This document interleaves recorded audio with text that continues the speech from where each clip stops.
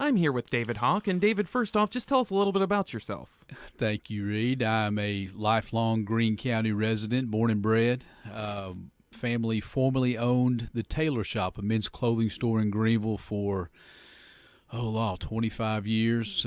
Started in Town Square Shopping Center, ended up in the Greenville Commons, and very successful in business, and were able to parlay that into community service, and just able to meet and greet a lot of different folks during the time, and decided to run for elected office back in 2002, and was fortunate to have won and served our state legislature. I'm the single father of two daughters. My older daughter is a rising junior at UT Knoxville studying chemical engineering. She's about 15 times smarter than I am.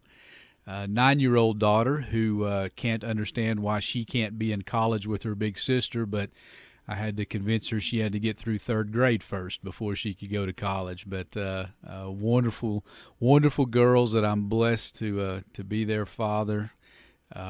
Again, my dad is Buddy. Business with my father for years and years. My mother is Jeanette. She has been a little old lady piano teacher. She'll spank me when she hears me say that, but she's been a little old lady piano teacher for 50 years here in Greene County. She has taught hundreds of young men and women piano lessons over this time, and we are blessed to be in the community of Greene County. And so why have you decided to run for U.S. Congress? Well, 20 years ago when I first ran for the state legislature, I was frustrated. I was frustrated that Tennessee was not as responsive as I thought they should have been to individuals and to businesses.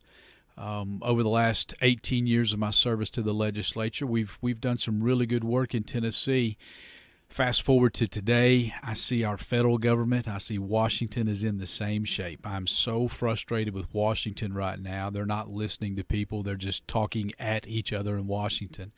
And I want to be a reasonable head that goes to Washington and tries to get some work done, tries to bring people together and talk about issues that are important to our country, important to our state of Tennessee, important to our region of Northeast Tennessee, and get some work done instead of all the bickering that goes on now. I've been fortunate to be able to do that in Tennessee, and it's just a natural next step for me to take after a nice generation of service to our state to go to Washington and do the same good works up there for us.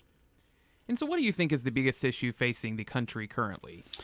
Well, the biggest issue facing the country in every community is jobs and the economy.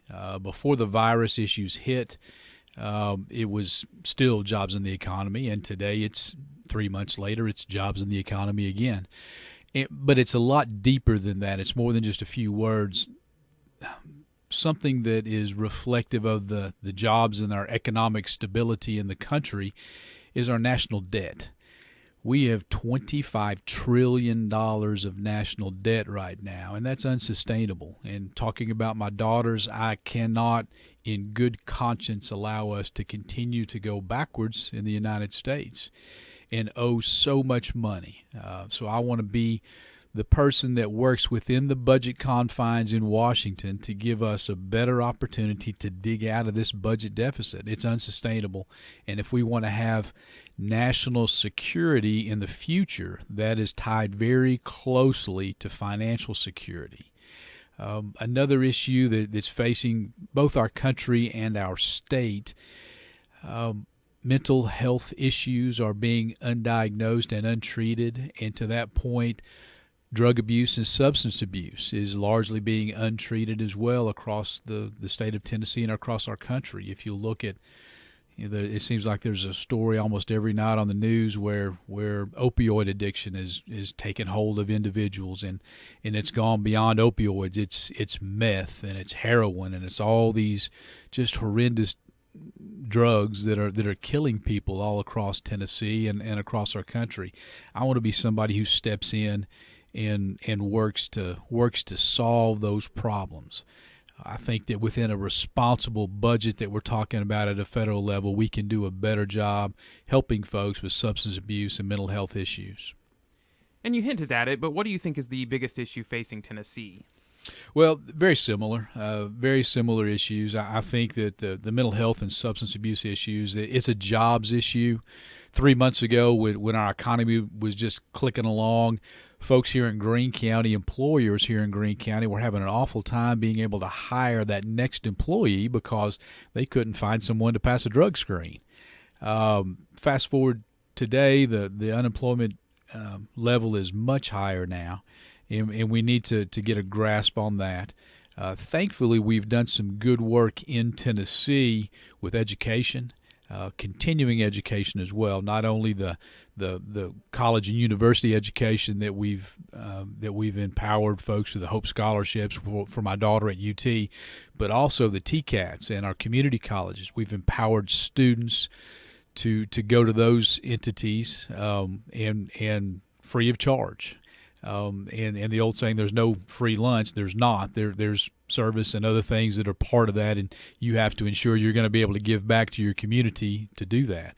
But we've largely been able to do that without any new dollars being spent in Tennessee. These were all excess lottery dollars that we've invested, so we've been able to be good stewards of the finances in the state of Tennessee to carry on those higher ed programs, and we've done pretty well. So continuing education is a critical issue. Higher education as well as pre-K through 12th grade is critically important. I want to be somebody at Washington who can work on those educational issues, and very frankly, I think Washington, D.C. needs to get out of the education business. I think that there's some federal guidelines that could and should be followed, but for the most part, I think education needs to fall back to the states. The state of Tennessee, in that vein, needs to empower local governments and local school boards to do what's best for our students. Every community across the country is different, and in local government at this grassroots level, that's where they can recognize what's most important to their community and where the jobs are in their community. So we need to do that in Tennessee. So what are some of your other plans if you are elected? Well, infrastructure across the country is aging, and by infrastructure I mean water and sewer, roads and bridges. And we are to a point now in the state of Tennessee and in our country where our aging infrastructure is going to need to be addressed. We've got pipes in the ground right now that are supposed to be 30-year pipes, and they're 50 years old. So we're going to have to do some upgrades of our infrastructure. Instead of having a pipe burst, we need to be have more forethought and go fix things before they're broken.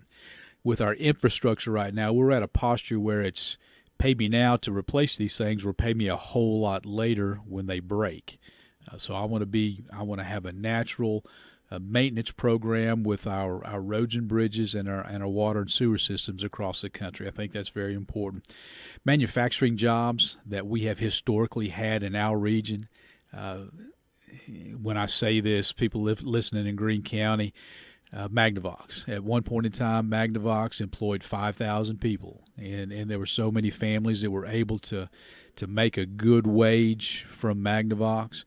As those jobs started going away, first they went to Mexico, then they went to Taiwan, now they're in China.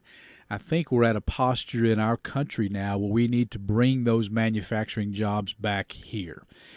We've lost intellectual property to China for decades now.